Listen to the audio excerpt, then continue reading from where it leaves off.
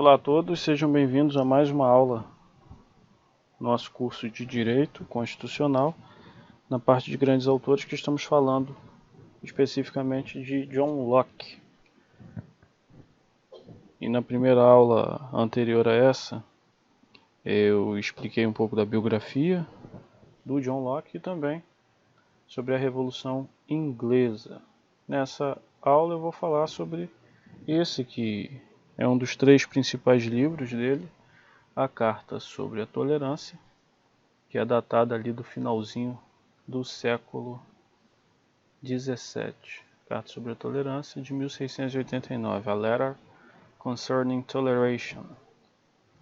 E aí vou trazer aqui algumas partes mais importantes dessa carta, que é uma carta, é um texto do John Locke, no qual ele apregou essa divisão, essa distinção que deve ocorrer entre Estado e religião. Então o John Locke ele começa falando que a tolerância é o principal sinal de uma verdadeira igreja. A tolerância. E ele traz o seguinte trecho, que a mútua tolerância entre os cristãos consideram como sinal principal e distintivo de uma verdadeira igreja, ou seja, essa ideia de mútua tolerância. E aí ele segue para embasar o pensamento dele, dizendo que não basta ter a ortodoxia da fé sem os preceitos de caridade, boa vontade e brandura, conceitos que juntam a ortodoxia da fé para dar o que ele chama de verdadeira religião ou de verdadeira igreja. É necessário abandonar os próprios vícios, segundo ele, essa ideia de renegar os próprios problemas para se seguir verdadeiramente a religião. E para John Locke, deve-se praticar a religião de forma verdadeira, primeiro, para depois influenciar as pessoas com a própria religião. Ou seja, o ensinamento da religião, para John Locke, ele é algo que vem de dentro para fora. Primeiro você passa a praticar a religião de forma verdadeira, para depois influenciar as pessoas. Porque para ele, o caminho do avanço da igreja não tem parte com o uso da força. Essa terminologia ela é muito interessante. Então, igreja, ela está de um lado, o uso da força está do outro lado, eles não se confundem.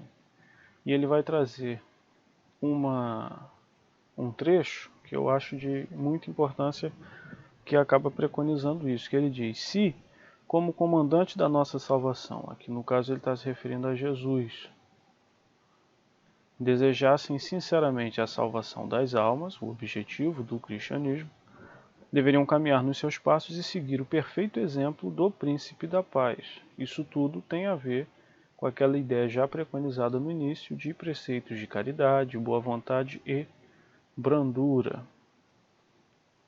Aí o John Locke ele segue dizendo que a tolerância ela vale à luz da Bíblia cristã e para a moral padrão. Então a tolerância ela segue como um norte tanto para o caminho eclesiástico como para a moral padrão. A solução das controvérsias com base no diálogo e na tolerância. Ou seja, o uso da retórica, a dialética como base para a solução dos conflitos. E o objetivo da comunidade, para o John Locke, é a preservação, são essas duas palavrinhas, preservação e melhoria do que ele chama de bens civis dos membros da sociedade. Ele vai conceituar o que são os bens civis, que para o John Locke são preceitos ou direitos como a liberdade, a saúde física, a libertação da dor. E para o John Locke, as leis deveriam ser uniformes e o magistrado imparcial. Essa seria a forma de garantir a posse justa dos bens civis, aqui a ideia de como alcançar esses bens civis. Então ele lista de uma forma bem didática, primeiro, qual que é o objetivo da comunidade, aí fala dos bens civis, ele explica o que são os bens civis e, por fim, ele fala o que é necessário para alcançar esses bens civis. E a fala do John Locke, que é dever do magistrado civil determinado imparcialmente. Então aqui a primeira característica. Leis uniformes. Preservar e assegurar para o povo em geral a posse justa dessas coisas que pertencem a essa vida, ou seja, dos bens civis. O magistrado civil, ele não deve cuidar das almas. Circular bem aqui o não. Mais uma vez a ideia de divisão entre Estado de um lado e religião do outro. Se não me engano, eu fiz até um esqueminha diferenciando bem essas duas vertentes na visão do John Locke. Sim, fiz, está até aqui embaixo. E aí, seguindo, o argumento dele é justificado pela ideia de que o magistrado ele age com coerção. E a religião verdadeira, aquela lá em cima que precisa de brandura, de tolerância, ela age com a persuasão interior do espírito. Então, temos de um lado a coerção e do outro a persuasão. Aliás, eu escrevi aqui, eu estou sendo exagerado, porque lá embaixo eu trago esse esqueminha. E o Locke vai dizer que o entendimento humano não pode ser obrigado por força externa. O entendimento humano é aquele que deve ser mudado pela persuasão interior. E a frase dele: confisque os bens dos homens, aprisione e torture seu corpo. Tais castigos serão em vão se esperar que eles o façam mudar seus julgamentos internos acerca das coisas. Mais uma vez, o distanciamento entre a coerção e a persuasão interior. E ele faz essa divisão entre o que é função do poder civil e a boa vontade humana. E aí o John Locke vai dividir dizendo que a função do poder civil é ordem. Na boa vontade humana, impera a persuasão. No poder civil, o uso de decretos. Na boa vontade humana, o uso de argumentos, a retórica, a dialética. No poder civil, função de compelir pela espada, ou seja, pela força e a coerção.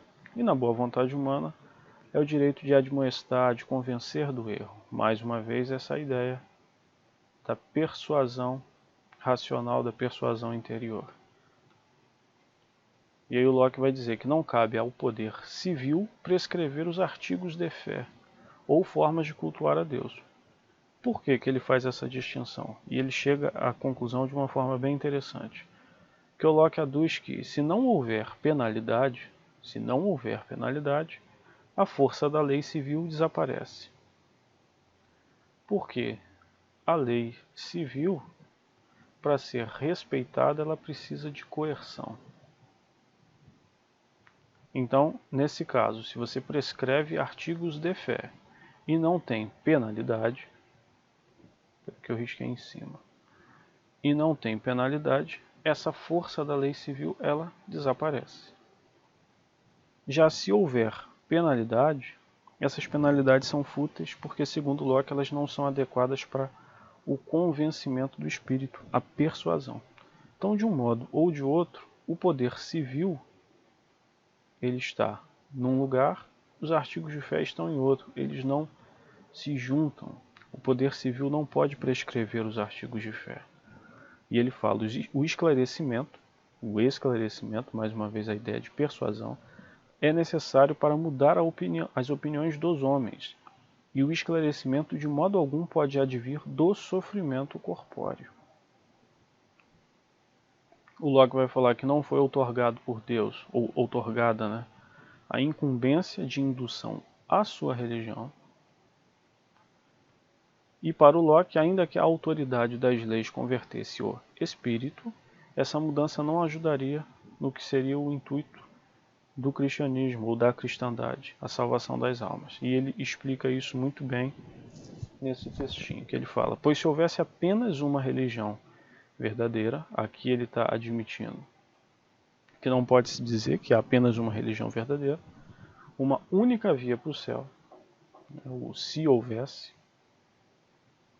que esperança haveria que a maioria dos homens alcançasse se os mortais fossem obrigados a ignorar os ditames de sua própria razão e consciência e, cegamente, aceitar as doutrinas impostas por seu príncipe e cultuar a Deus na maneira formulada pelas leis de seu país. Aí, mais uma vez, a ideia de proeminência do indivíduo. Que o Locke acredita, aqui ele vai mais a fundo na ideia de persuasão, que ele diz que, ainda que, por meio da força, a pessoa fosse forçada a mudar do pensamento religioso e abandonasse a própria razão, isso não seria, para o Locke, o suficiente para alcançar a salvação. E ele conceitua depois o que vem a ser igreja, para fazer um paralelo interessante sobre punições da igreja e punições na ordem civil. Ele diz que a igreja é uma sociedade livre de homens reunidos por iniciativa própria para o culto público de Deus. Então são os três requisitos, ou os três elementos caracterizadores da igreja: uma sociedade livre de homens reunidos por iniciativa própria para o culto público de Deus. Então aí está muito a ideia da voluntariedade da sociedade da igreja. Ninguém nasce membro da igreja. É o afastamento de uma ideia de coerção na junção. Você se junta à sociedade de uma igreja por voluntariedade. Porque a igreja, para Locke, é uma sociedade livre e os homens são reunidos nela por iniciativa própria. Ele salienta que sem leis, e aqui é interessante, uma sociedade se dissolve e morre. Então, para que haja uma sociedade é necessário ter leis. Logo, a igreja, como sociedade, também precisa de leis próprias. Aqui seriam as leis eclesiásticas. Ele aduz, entretanto, que as únicas condições impostas pela igreja, ou seja, as leis, deveriam ser as explícitas. Eu vou circular bem isso aqui, mas eu vou marcar aqui com marca-texto, nas Escrituras. Por quê? Não deve o homem impor a sua própria interpretação e invenção das Escrituras como se fosse uma autoridade divina. Mais uma vez o Locke dizendo que não há entre os homens autoridades divinas que possam impor aos outros a sua própria interpretação das Escrituras. Daí a ideia de só se tornar lei eclesiástica o que está explícito. E ele questiona: que sanção pode impor uma lei eclesiástica, já que não pode ter poder coercitivo? E ele chega à conclusão do seguinte: portanto, o único castigo que ela, no caso a igreja, pode infligir implica interromper a relação entre o corpo e o membro desgarrado, fazendo com que a pessoa condenada deixe de pertencer a determinada igreja. A excomunhão. Isso dá a entender que para o Locke uma igreja não pode impor castigo físico, castigo que não seja a excomunhão. E aí ele começa a investigar o dever de cada um com a tolerância. Em primeiro lugar, a relação da tolerância com a punição imposta pela igreja. A tolerância religiosa para Locke, ela não importa em aceitar transgressões obstinadas de seus regramentos. Então, tolerância não significa aceitar que uma pessoa transgrida os ensinamentos da igreja a todo instante. Nesse ponto, a excomunhão é lícita, desde que não venha despojar o excomungado de bens civis ou posses. É basicamente a excomunhão no sentido de fazer com que esse membro desgarrado saia do corpo da igreja, deixe de pertencer à igreja. A punição eclesiástica, para o Locke, ela não deve adentrar o território da punição civil. São partes opostas. Além disso, a punição eclesiástica para ele não pode servir a atacar ou prejudicar pessoas que professam outras religiões. Aqui uma ideia de liberdade de culto. Em segundo lugar, a relação entre igrejas e seus valores com a tolerância, que ele vai falar, funções da religião. Ela deve evitar a violência e a injúria, agir com benevolência e caridade, e a natural amizade, sendo aqui no caso proposta ou tendente a ser alcançada, e o senso geral de humanidade. O magistrado imparcial, mais uma vez salienta o Locke, ainda que pertencente a certa religião, ele não pode privilegiá-la ou prejudicar outra. Aqui está o âmago do que seria a ideia de imparcialidade. O não privilegiar a sua própria e o não prejudicar a de outros. E ele dá o exemplo de duas igrejas diferentes, que ele fala de igrejas que existiam em Constantinopla, os armênios e os calvinistas. Ele indaga se poderia perseguir os seguidores da outra. Uma poderia perseguir os seguidores da outra, e sob qual dito direito? Porque quem diria que os armênios são maiores que os calvinistas ou vice-versa? Toda igreja é ortodoxa, segundo Locke, consigo mesmo e herege para os demais. Então, uma ideia aqui realmente de subjetivismo. Mais uma vez, a defesa do direito individual, a busca pela defesa desses direitos, de você não se ver mais como o centro do universo, mas se ver apenas como um indivíduo em meio aos demais e merecedor de respeito da sua religião, ao passo de que também é detentor do dever de respeitar as outras.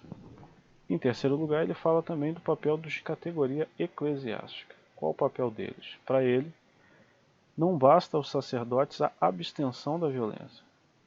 Eles devem, como sucessores dos apóstolos, e aqui é interessante que quando ele fala de sucessores dos apóstolos, ele refuta mais uma vez a ideia de autoridades dadas por Deus.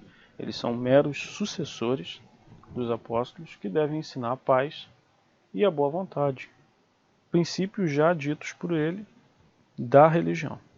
Em quarto lugar, ele vai destacar o papel dos magistrados. Os magistrados devem ter o respeito à tolerância. E aí o Locke vai citar o cuidado magistrático, tem essa terminologia mesmo na Carta sobre a Tolerância, que é prescrever leis e obrigar aos castigos. A cada homem pertence o cuidado da própria alma. Mais uma vez essa ideia do individualismo, que essa ideia contrasta com uma ideia de passar a religião para os outros. O Locke ele tem muito uma ideia de respeito a esse individualismo. O Locke não é catequista nesse sentido. É o oposto, por exemplo, do pensamento católico, das cruzadas, ou da difusão islâmica, do Império Otomano, ou do evangelismo que acaba surgindo nas igrejas após o protestantismo, principalmente no século XX, por meio do pentecostalismo. Ele não tem essa ideia. Há no Locke uma ideia de que cada um será julgado por aquilo que cometeu, por aquilo que acreditou, e deve-se ter sempre o respeito e a tolerância com a opinião de cada um. E ele salienta o argumento de que a ação do magistrado não deve adentrar as ações da igreja. Sendo assim, mesmo igrejas idólatras não devem ser punidas pelo magistrado civil. Aqui um conceito, igreja idólatra, algo que contrasta ao anglicanismo, ao próprio protestantismo, ao calvinismo e o luterianismo, como outra vertente aí dentro do protestantismo. Mas é interessante que quando ele traz essa nomenclatura idólatra, ele faz um juízo de valor. Mas basicamente é a repetição do mesmo, que é o respeito à religião.